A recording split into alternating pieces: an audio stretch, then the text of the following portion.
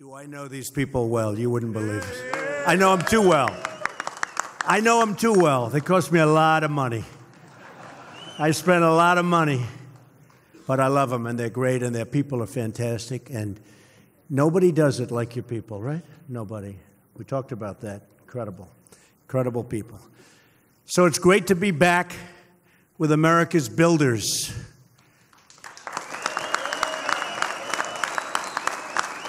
So did you ever think you'd see a president who knows how much concrete and rebar you can lay down in a single day? Believe me, I know. I know. We're a nation of builders, and it was about time we had a builder in the White House, right? We have a builder. I want to thank Sean McGarvey and the entire governing board of presidents for honoring me with this great invitation. And I love that it's in Washington because I don't have to travel very far. Worked out pretty well, I have to tell you. 5 minutes. Sean took part in one of our very first meetings at the White House. He mentioned it.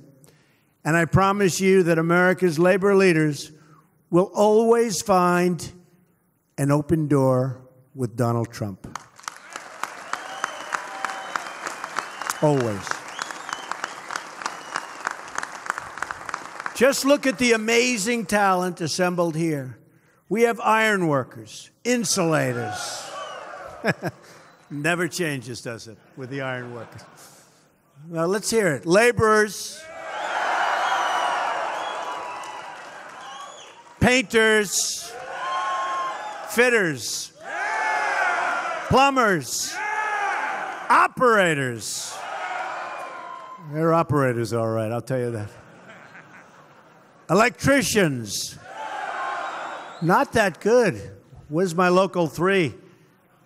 Oh, where's local 3? That wasn't that good. Electrician. Well, they became so rich they don't have to. Let's do that again. Electricians. Oh, that's better. Bricklayers. Boilermakers. Elevator constructors. Good job. Sheet metal workers. Roofers. Plasterers. Plaster? Well, yeah, that's... We're not using as much plaster as we used to, fellas, right? No matter how you cut it. Sorry about that. I'm not sure I can do much. We brought back the coal miners. I'm not so sure about the plasters. We'll do the best we can, okay? We're going to do the best we can. How about the cement masons? And, of course, our wonderful Teamsters. Well, that wasn't very good, James. Huh? But really, you're the backbone of America. With the talent in this room, we can build any city at any time, and we can build it better than anyone.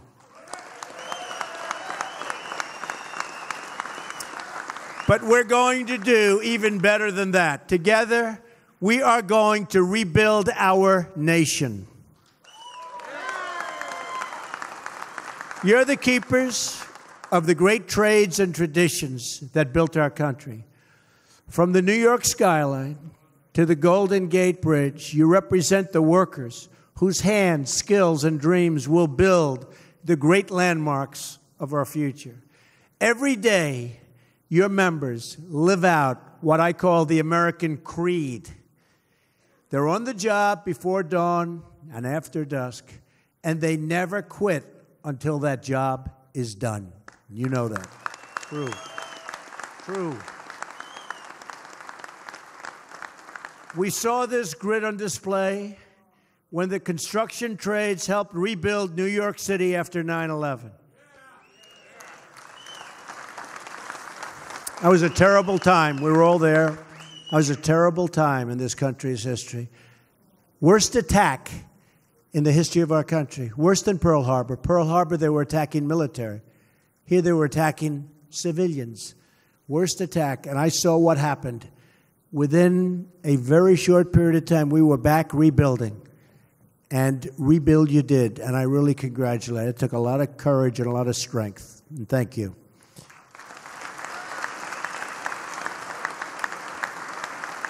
The fact is, you take pride in every part of your work, every joist, bolt, and rivet.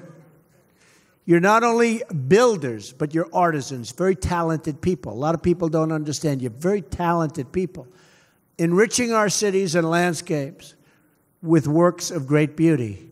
And just as you take pride in your work, our nation takes great, great pride in you, believe me.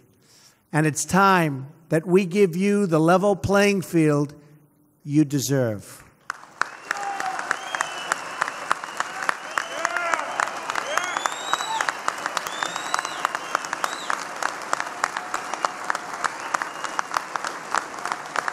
Thank you.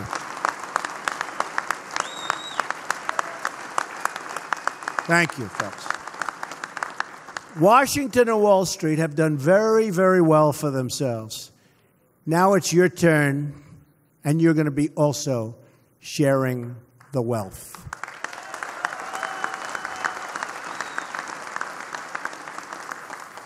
And you know, for many years, we've been taken advantage of by other countries. All over the world, they took advantage of us.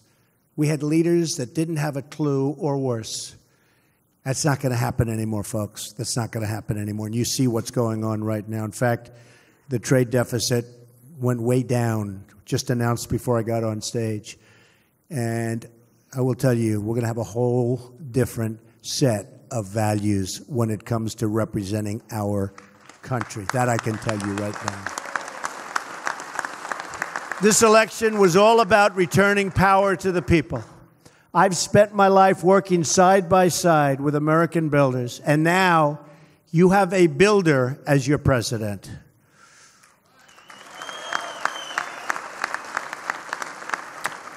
One of my first acts as president was to stop one of the great sellouts of the American worker. I immediately withdrew the United States from the disaster. This would have been a disaster. This would have been another NAFTA, which, by the way, is a disaster.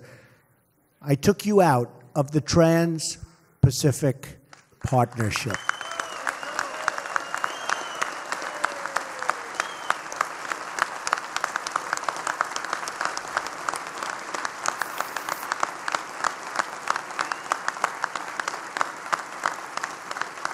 Thank you.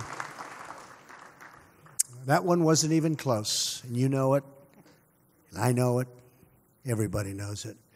Next, I cleared the way for the construction of the Keystone XL and Dakota Access pipelines.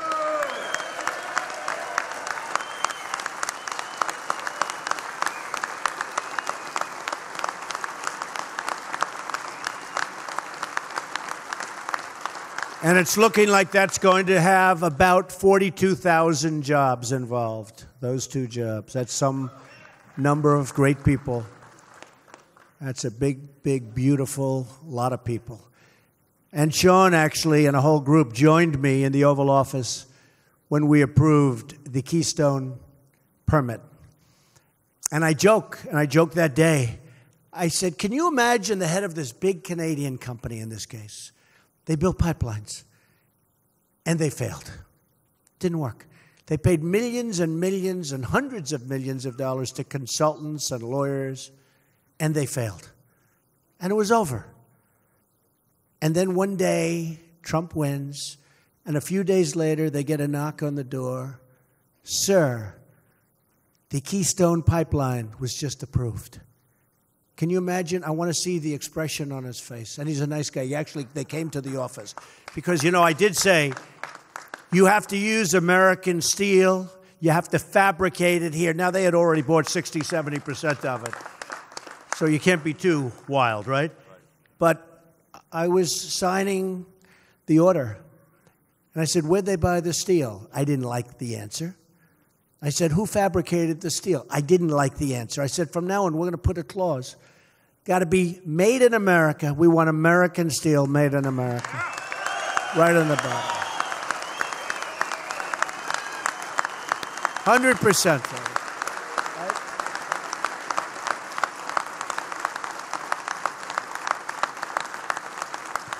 And you'll be hearing more about this in the very near future, but as time goes by, let's say over the next 7 3/4 years, meaning 8 years, we believe in 2 simple rules: buy American and hire American. That's what's going to be. And that's not just a slogan, it's a promise. Believe me, that's a promise. The era of economic surrender has come to an end.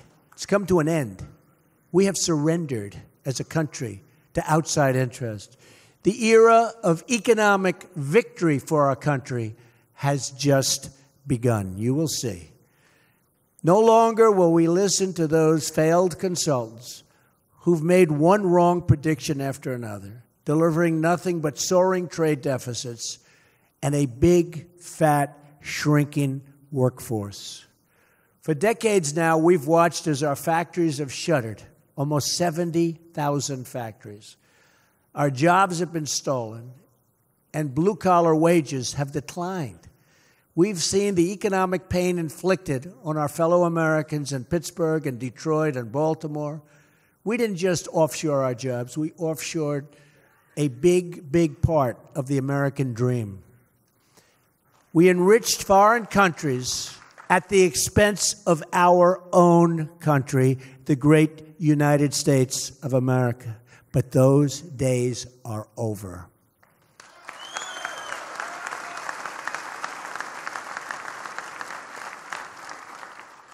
I'm not, and I don't want to be, the president of the world. I'm the president of the United States. And from now on, it's going to be America first.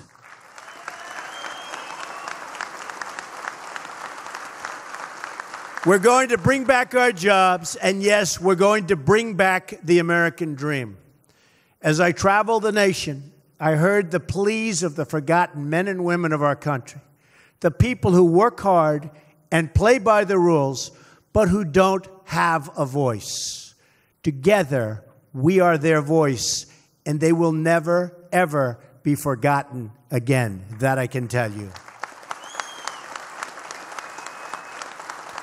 I don't know if you saw, but if you watch the Democrats now, the anger and hatred, and they're trying to figure out where did all these people came that voted for Donald Trump.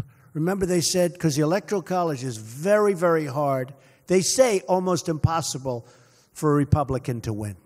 The odds are stacked. And they would say, there's no way to 270. You need 270. There's no way to 270. I heard that so much for a year. I kept saying, maybe I shouldn't be running. You know, Sean, I said, maybe I shouldn't run. Because there's no way. The people are telling me, the same people that say all of the bad stuff, they're saying there's no way to 270. Well, but there was a way to 306. But wasn't that an exciting one? You know, places that nobody entered. Donald Trump has won the state of Michigan. They go, what? Donald Trump has won the state of Wisconsin. They came out of the blue, and we didn't even need them. And we love those 2 states because we won the state of Pennsylvania, and we won Ohio, and Iowa, and North Carolina, and South Carolina, and Florida, and so many others. We ran the coast. And if you don't run it, you can't win. A huge disadvantage, the Electoral College. It's very, very tough. They say almost impossible for a Republican to win. But I had the support of, I would say almost everybody in this room. We had tremendous support. No, we did. We had tremendous support. We had tremendous support. And I'll tell you, we really had the support of the workers. We had tremendous support of the workers. Well, would you like to make a change, folks? Would you like to make a change? Because if anybody wants to make a change, you won't be having so many jobs, that I can tell you. Your jobs will be a whole different story. Because in the last decade, you lost over 750 construction. Think of this, 750,000 construction jobs. Real wages in the construction sector have fallen more than 15% since the 1970s. We rank 39th in the world for construction permitting. And approvals for infrastructure projects can take up to 10 years. Since taking office, I've signed one action after another to eliminate job-killing regulations that stand in a way. I had a chart. Is that chart around here someplace? Did you have that? I have to show this chart to you because it's amazing, actually.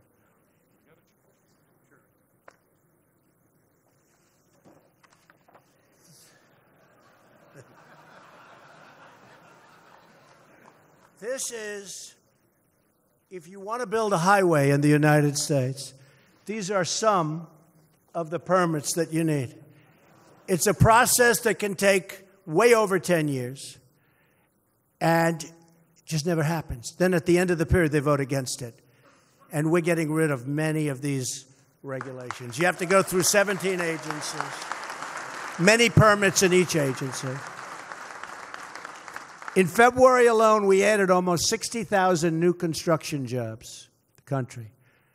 I ordered expedited environmental reviews for infrastructure, environmental and energy projects all across the country. No longer will you have to wait year after year for approvals that never come. I also took historic action to lift the restrictions on American energy production and to put our miners who have been treated horribly back to work. Consumer confidence. They're great people. Consumer confidence is at the highest level in more than a decade. You've seen all of the charts, all of the studies.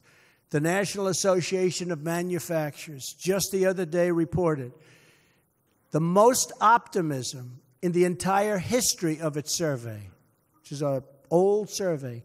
93% of manufacturers are optimistic about the future.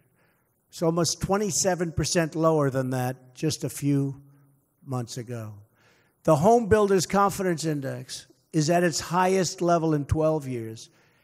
And now in breaking news, it was just reported today, the monthly U.S. trade deficit declined by 10% for a reason, not by accident, believe me, it's for a reason. We're also going to protect your jobs by protecting our borders. My administration is just a matter of weeks, and literally a short period of time, has brought record reductions to illegal immigration. Record reductions. Down 61% since inauguration. General Kelly is doing a fantastic job. And we'll crack down on visa abuses that undermine the American worker, and we're doing that right now. These and so many other achievements have defined our first 10 weeks in office. We've done so much for the worker, done so much for the military. We've done so much for the police officers, our men in blue and women in blue who are not treated fairly. We're fighting for workers of all backgrounds and from all walks of life. But to achieve true progress, we must remember our legacy. We're the nation that built the tallest skyscrapers on what was once the Hudson River and put neon lights of Las Vegas in the middle of the desert. But if government continues to punish America's builders, then we will not be that nation any longer. I'm calling on all Americans, Democrat, Republican, Independent, to come together and take part in the great rebuilding of our country. That is why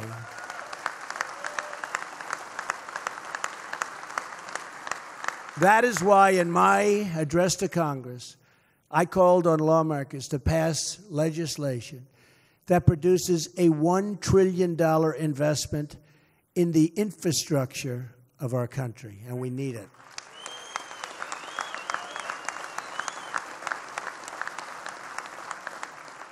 With your help, we can rebuild our country's bridges, airports, seaports, and water systems. We will streamline the process to get approvals quickly so that long-delayed projects can finally move ahead. And with lower taxes on America's middle class and businesses, we will see a new surge of economic growth and development. All of you have come to the nation's capital to call members of the House and Senate to action. you've also called your president to action. When you see them, you can tell Congress that America's building trades and its president are very much united.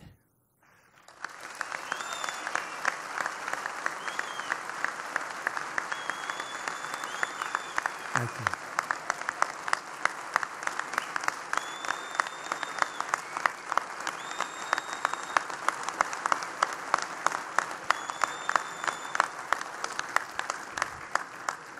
Together, we are ready to break new ground. We will build in the spirit of one of the great projects in our nation's history, an enduring symbol of American strength.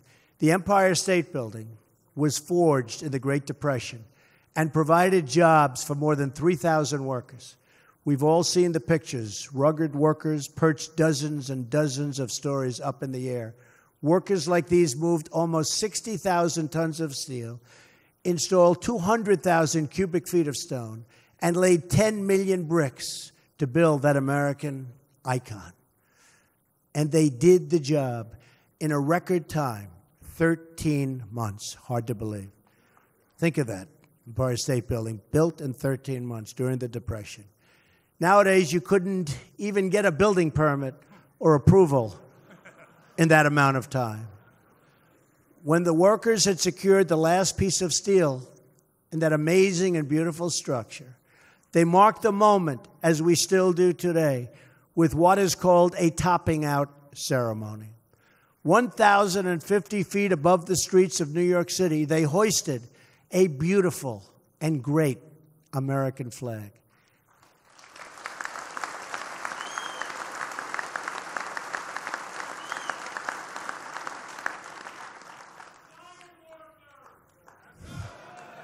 They did a good job. They did a good, those iron workers, you better believe it. It was an American flag that represented American projects, the big, bold, and daring dream of one man, and then one city, and then finally one people. That banner marked our nation's proud climb to the top of the world. Our people endured through the hardships of depression and the battles of World War II, and they emerged from these trials stronger and more united than ever before. Now we must again summon that same national greatness to meet the challenges of our time. Only miles from the halls of Congress and the newsrooms of Washington, you will find once thriving cities marred by empty lots and once booming industrial towns that have become rusted and are in total disrepair. Standing before me today in this very hall are the men and women who, if given the chance, can transform these communities. You are the citizens who can rebuild our cities, revive our industries, and renew our beloved country. And I know you will stop at nothing to get the job done.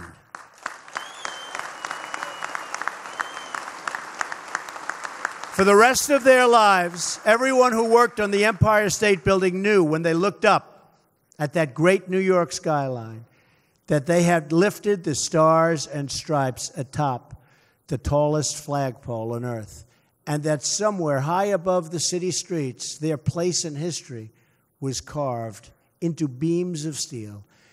In the future, when we become the trials, and we are trials of our times, we too will emerge stronger and more united than ever before. It's happening, you watch. When we rise above the cynics and critics who live only to defend the status quo and to defend themselves from failure, then we too will construct a lasting monument to national greatness.